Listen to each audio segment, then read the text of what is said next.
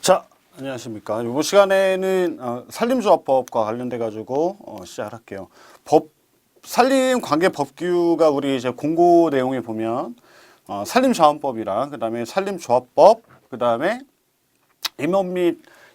임업진흥 및 산촌진흥에 관한 법률 이 세 가지가 시험에 나온다고 이렇게 우리가 돼 있고, 그다음에 법과 시행령과 시행규칙까지 다 봐야 된다고 이렇게 나와 있고, 한 가지 좀 여러분들이 추가적으로 봐야 될 게, 책에는 실어놨는데 산림조합 구조 개선에 관한 법률이 있거든요. 그 내용까지 좀 같이 보는데, 이 교재에 여러분 보시면 임업 및 산촌 진행에 관한 법률은 안 들어 있을 거야. 그래서 그 파일을 여러분들 우리 자료를 다운받으실 수 있도록 그렇게 정리를 해가지고 올려드릴 테니까 그거 같이 보시면서 같이 공부를 하고, 산림관계법규는 산림조합법 먼저 하고, 그 다음에 산림자원법하고, 그 다음에 임업진흥 및 산촌진흥에 관한 법률 같이 공부하고, 각각의 법과 시행령과 시행규칙 이어가지고 같이 볼 겁니다.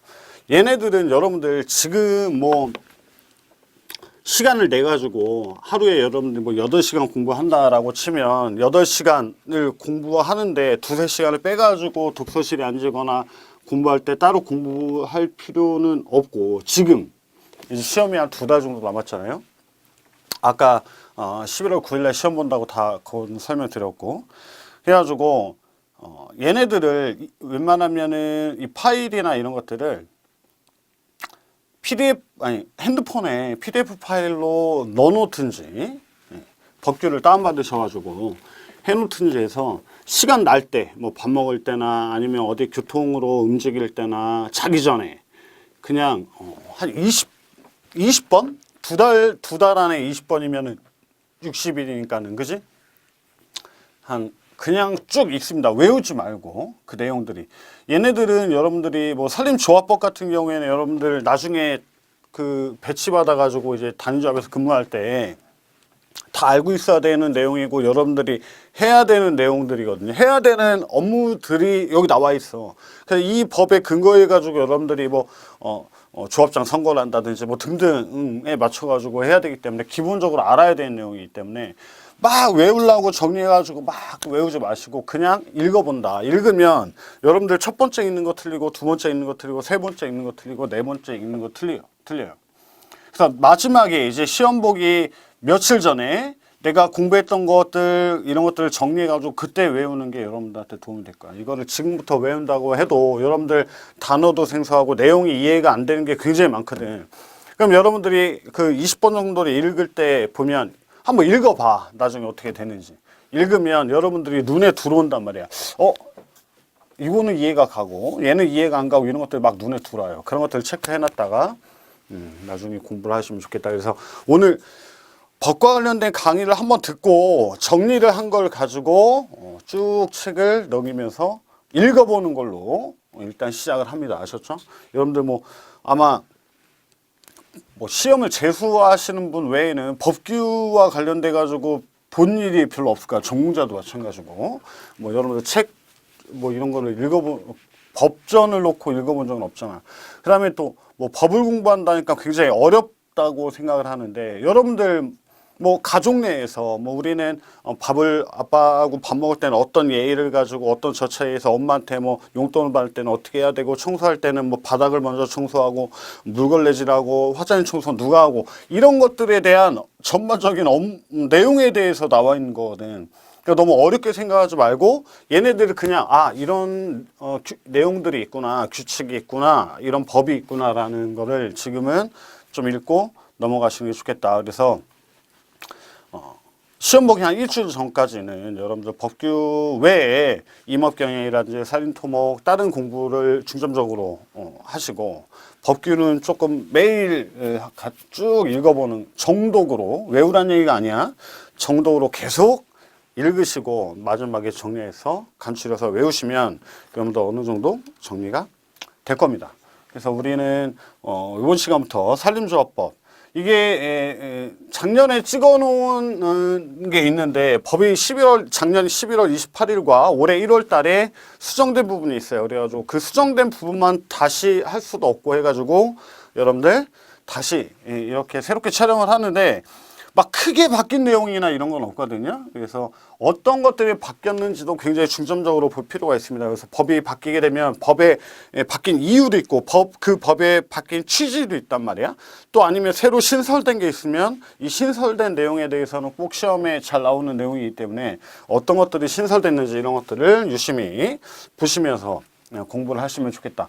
그래서 지금 막 이거는 법을 막 공부하고 막 이런 게 아니고 여러분들 그냥 볼 때 이 강의를 볼 때 좀 먼 발치에서 아 저렇구나 라고 드라마 보듯이 드라마 보면서 공부하지 않잖아. 제가 암에 걸렸는데 그 암은 무슨 병이고 뭐 이렇게 따지지 않잖아. 그러니까 여러분들이 처음에 볼 때는 좀 먼 발치에서 아 저렇구나 라는 것들을 보면서 그냥 공부할 필요가 있지 않겠나.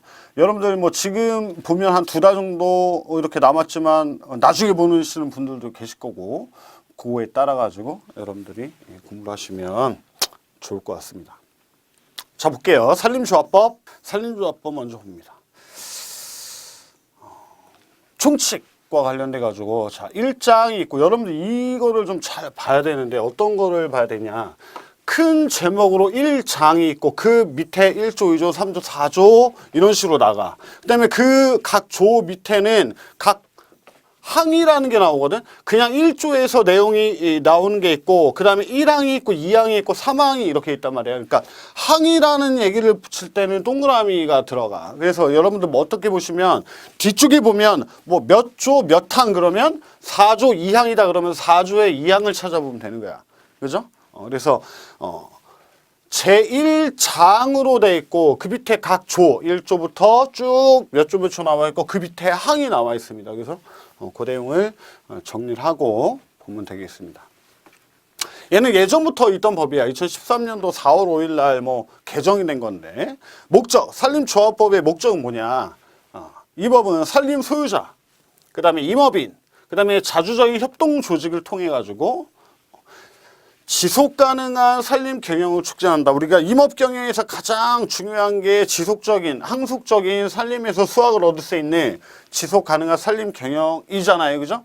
그래가지고 지속 가능한 산림 경영을 위해 가지고 산림조합법이 있는 겁니다. 그거를 산주들이나 임업인들을 도와줄 수 있도록 누가? 산림조합이. 그 다음에 산림의 생산력을 증진시키고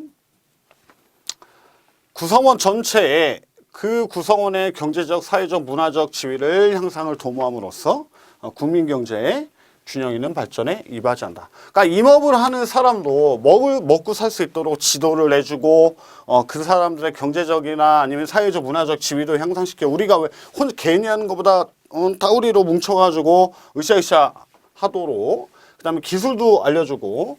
그러니까 뭐 기술을 알려주는 게 지속 가능한 산림 경영을 촉진할 수 있도록 여러 가지 기술을 촉진해주고 알려주고 그 다음에 그 기술을 바탕으로 산림에서 나오는 여러 가지 부산물이라든지 아니면 목재를 크고 좋은 목재를 생산할 수 있도록 도와주는 역할을 하기 위해서 법으로 만들어 놓은 겁니다. 목적 1번 문제로 뭐 가장 많이 나올 수 있는 문제 중에 하나입니다. 산림조합법의 목적이 뭐냐.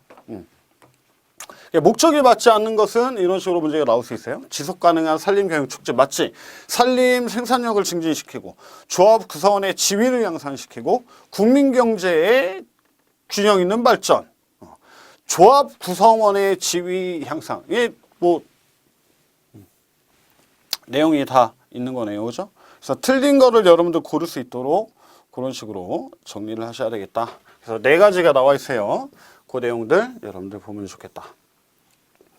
여기에서 뭐 이 법에서 사용되는 용어에 대해서 간단하게 정리가 되어 있습니다. 그래서 뭐 얘가 시험에 나오진 않겠지만 내용을 알아줘야 돼.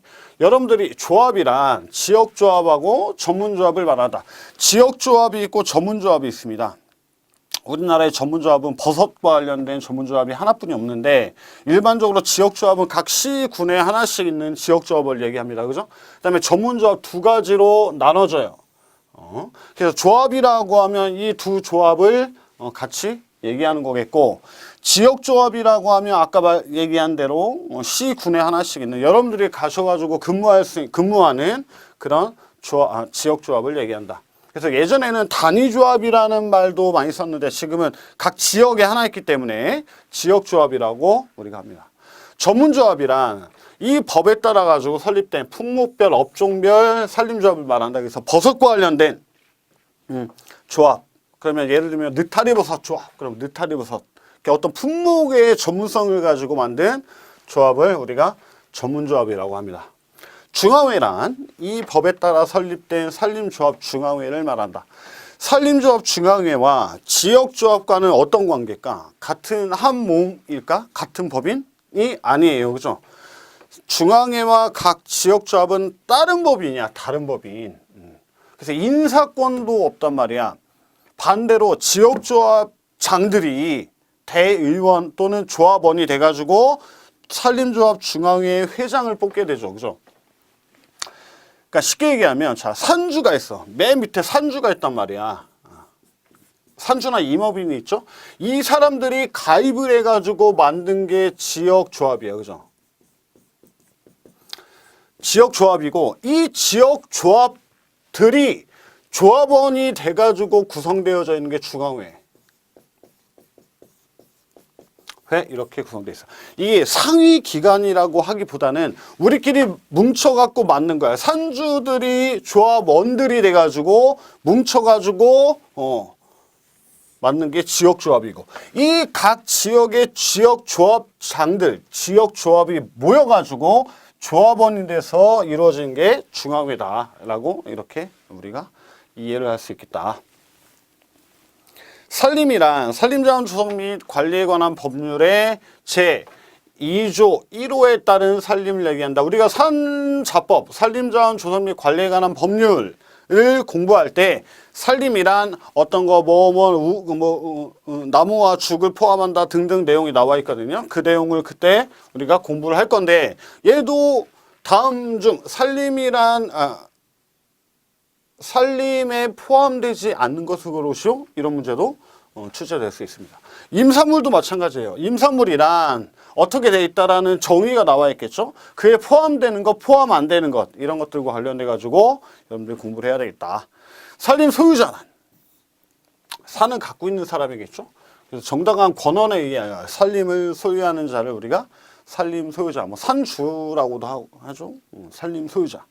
특수산림사업지구란 산림자원 조성 및 관리에 관한 법률 28조에 따른 특수산림사업지구를 말한다. 예를 들면 우리가 밤나무 재배단지라든지 편백나무를 보호하기 위해 가지고 만든 산림사업지구, 또는 뭐 표고재배단지, 이런 식으로 임 내에다가 하는 여러 가지 이 내용들 얘기합니다. 그래서 얘네들 산림에 대한 정의에 포함되지 않는 것들, 포함되는 것들과 되지 않는 것들, 걔네들 공부할 필요가 있고, 임산물도 마찬가지로, 그 다음에 특수산림사업지구에 해당하지 않는 것을 고르시오 라는 문제도 시험 문제에 출제가 될 수 있다.